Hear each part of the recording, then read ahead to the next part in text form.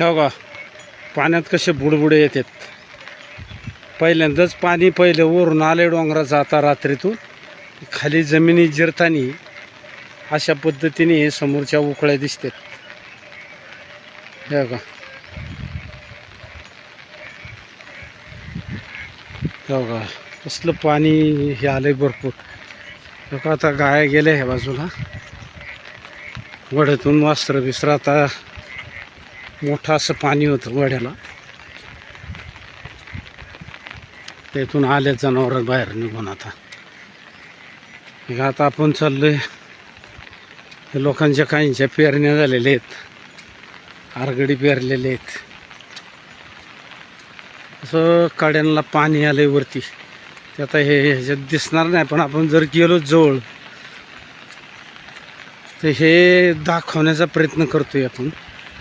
हो का कसलं वाढ्याला पाणी आले.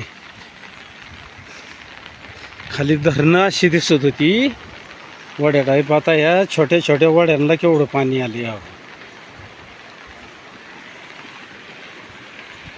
एका गावच्या वड्याला पाणी आले. हे का असे खेकडे बिकडे भरपूर हल्ले.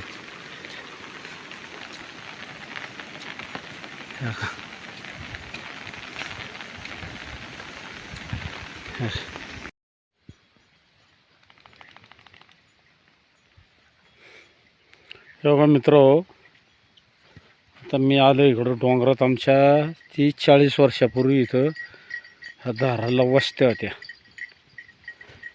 ह्या अशा पद्धतीचं हे आमचं जुनं घर. आमचे आजी आजोबा 10 माणसाचं कुटुंब, 10-12 माणसाचं हे इकडं लोक राहायला होती. हे का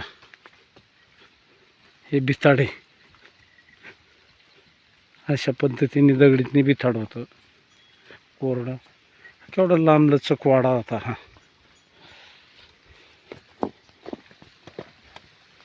हो का मी आता त्या वाड्यात आलोय. केव्हांडले झाडे हे उगवले त्याच्यात. केवढा वाडा आहे हा. हो का इथून वरती माणसं राहायची.